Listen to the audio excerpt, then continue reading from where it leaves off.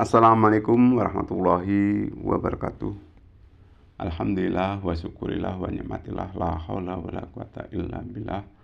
Qala Allah Ta'ala fi kitabul karim. Bismillahirrahmanirrahim. Alif lam mim. Dzalikal kitabu la raiba fihi hudal lil muttaqin. Alladzina yu'minuna bil ghaibi wa yuqimuna sholata wa mimma razaqnahum yunfikun. والذين يؤمنون بما أنزل إليك وما أنزل من قبلك وبالآخرة هم يوقنون أولئك على هدى من ربهم وأولئك هم المفلحون صدق الله العظيم.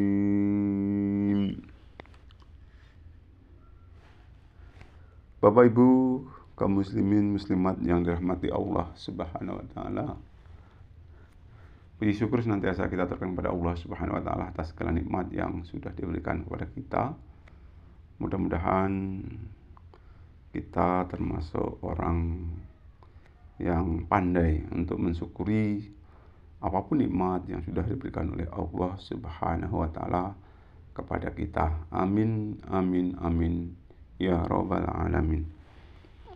Selanjutnya, sholawat dan salam semoga tetap tercurah kepada junjungan Nabi besar kita Muhammad sallallahu alaihi wasallam yang senantiasa kita nantikan syafaatnya kelak di yaumil qiyamah. Amin ya rabbal alamin. Dalam kesempatan ini, tak bosan-bosannya saya mengajak marilah kita tingkatkan iman dan takwa kita selagi hayat di kandung badan dan kapan dimanapun kita berada. Karena orientasi kita setiap hari itu harus lebih baik dari hari sebelumnya. Dan mudah-mudahan ini bukan hanya idealis saja, tetapi bisa dibuktikan dengan kenyataan-kenyataan yang kita alami. Dan mudah-mudahan Allah Subhanahu wa taala berikan kemudahan kepada kita untuk amal agama ini secara baik dan benar. Amin ya rabbal alamin.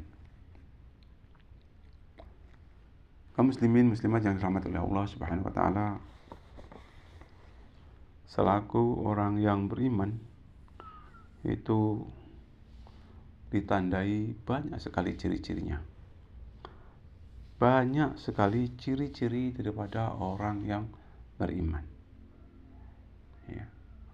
Nah, yang saya sampaikan pada surat Al-Baqarah ayat 1 sampai ayat 5 itu pun juga merupakan beberapa ciri di dalam kitab suci Al-Quran keterkaitan dengan orang yang beriman tersebut.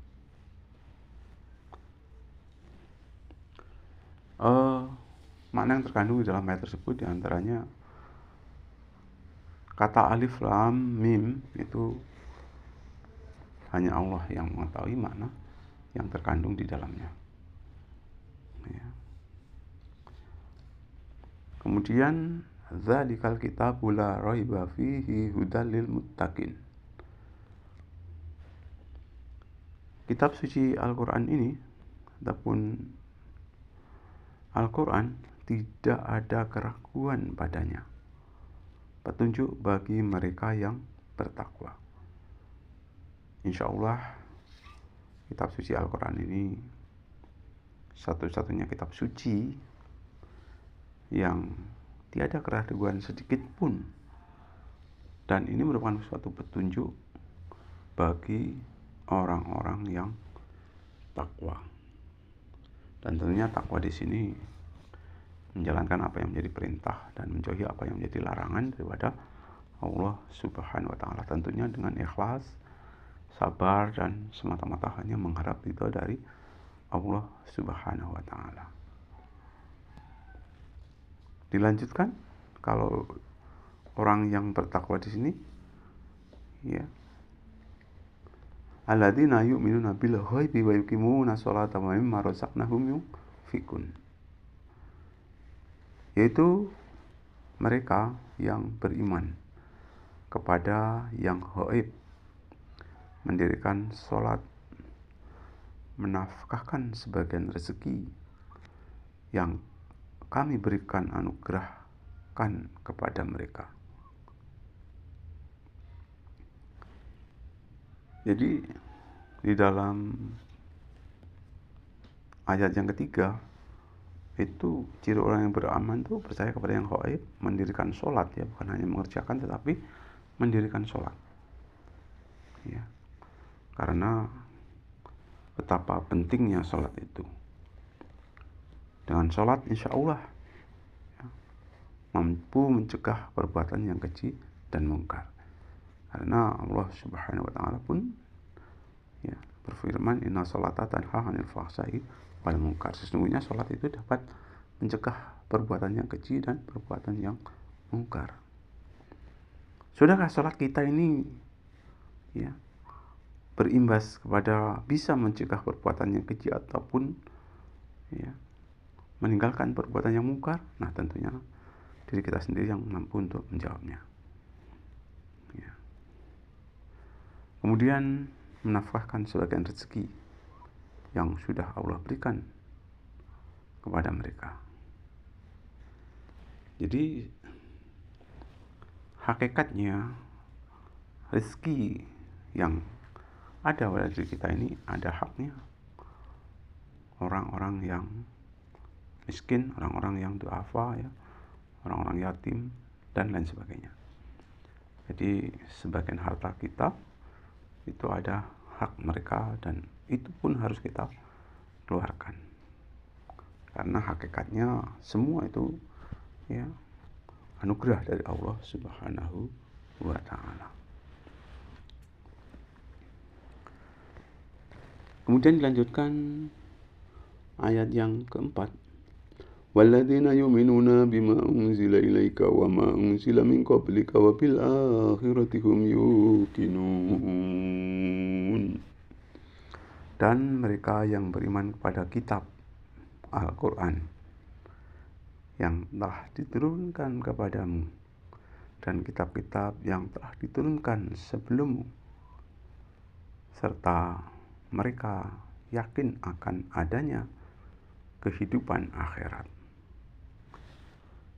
Hadirin yang dirahmati oleh Allah Subhanahu wa taala, yang ayat 4 ini selaku orang yang beriman itu, ya,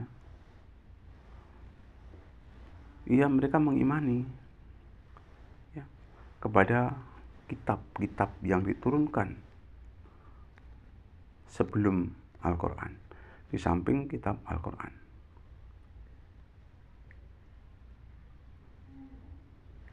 Jadi ada 4 kitab, ya, Taurat, Zabur, Injil, ya, kemudian Al-Quran. Ya, setelah orang Islam mengimani adanya kitab-kitab tersebut dan keseluruhan, ya, kitab Taurat, Zabur, dan Injil ini hakikatnya sudah termaktub di dalam kitab suci Al-Quran. Pernah turun yaitu kitab tersebut dan alhamdulillah sudah disempurnakan, ya, kitab-kitab tersebut itu di dalam kitab suci Al-Quran. Dan juga yakin, mengimani juga, ya, adanya kehidupan di akhirat. Ya, percaya kepada hari akhirat. Seorang yang beriman, ya, tentunya mempercayai adanya kehidupan di akhirat. Bapak, Ibu hadirin yang dirahmati oleh Allah Subhanahu wa taala, kalau kita lihat ayat 1, 2, 3, 4, ya, ini itulah, ya, dari ayat tersebut, ya, 1, 2, 3, dan 4, ya, menunjukkan bahwa mereka itu adalah orang-orang yang mendapat petunjuk, dijelaskan di dalam ayat yang kelima, ya. Ulaika ala hudam min rabbihim wa ulaika humul muflihun. Mereka itulah, ya, yang tetap mendapat petunjuk dari Tuhan mereka, dan merekalah orang-orang yang beruntung. Jadi kalau kita lihat ciri-ciri daripada orang yang beruntung, yaitu tadi ya, kita lihat orang yang mempercayai ya adanya beberapa hal di dalam kitab suci Al-Quran dan menjadikan Al-Quran tersebut menjadi petunjuk ya. Dan petunjuk tersebut tentunya tidak ada sedikit pun yang diragukan, insya Allah ya. Petunjuk tersebut juga dijamin oleh Allah Subhanahu wa Ta'ala akan kemurniannya. Inna nahnu nazzalna dzikra wa innahu lahafidun. Ya. Al-Quran itu Allah yang menurunkan, dan insya Allah Al-Quran tersebut dijamin kemurniannya oleh Allah Subhanahu wa Ta'ala hingga ya, akhir zaman. Ya. Jadi tak ada keraguan untuk orang yang beriman itu menjadikan Al-Quran sebagai petunjuk ya. Kemudian ya, orang yang beriman itu percaya kepada adanya yang gaib ya, mampu menjadikan sholat itu ya, untuk ibadah yang hakiki ya. Karena siapa yang mendirikan sholat berarti menegakkan agama. Karena siapa merobohkan ataupun tidak mengerjakan sholat berarti merobohkan agama ya. As-sholatu imaduddin. Sholat itu adalah tiang agama ya. Hadirin yang dirahmati oleh Allah Subhanahu wa Ta'ala, jadi sama-sama kita jaga sholat kita ya, kita perbaiki sholat kita ya. Mudah-mudahan sholat yang kita laksanakan ini bisa mengantarkan keimanan, ketakwaan kepada Allah Subhanahu wa Ta'ala, dan mampu ya menjadikan kita bisa mencegah perbuatan yang keji dan perbuatan yang mungkar. Kaum muslimin muslimat yang dirahmati oleh Allah Subhanahu wa Ta'ala, kita yakin adanya kitab-kitab sebelum Al-Quran ya, Taurat, Zabur, Injil, kita yakini ya. Dan juga kita yakin bahwa kitab-kitab tersebut sudah terangkum di dalam kitab suci Al-Quran. Jadi kita nggak perlu istilahnya itu mencari secara detail mana kitab Taurat, Zabur, mana kitab Injil, tidak perlu. Tapi kita cukup memperdalami isi kandungan daripada Al-Quran ya. Dan mudah-mudahan ya, dengan adanya kepercayaan tersebut, insya Allah ya, kita ini termasuk orang yang mendapat petunjuk dari Allah Subhanahu wa Ta'ala, dan insya Allah kita menjadi orang yang beruntung. Sekali lagi ya, jangan sampai kita bermalas-malasan untuk amal ibadah, khususnya ya sholat yang 5 waktu kita menjaga, karena tolak ukur daripada keberhasilan kita ya di alam akhirat itu yang ditanya pertama kali adalah sholat. Kalau sholatnya baik, insya Allah ya amal yang lain jadi baik. Tapi kalau dari sholatnya kurang baik, bisa jadi amalan yang lain juga kurang baik. Mungkin itu yang dapat saya sampaikan ya. Banyak kekurangannya saya mohon maaf ya. Walaupun toh ada kelebihan itu dari Allah Subhanahu wa Ta'ala. Subhanallah bihamdihi, subhanallah bihamdihi, asyhadu an la ilaha illa anta, astaghfiruka wa atubu ilaik. Akhirnya, assalamualaikum warahmatullahi wabarakatuh.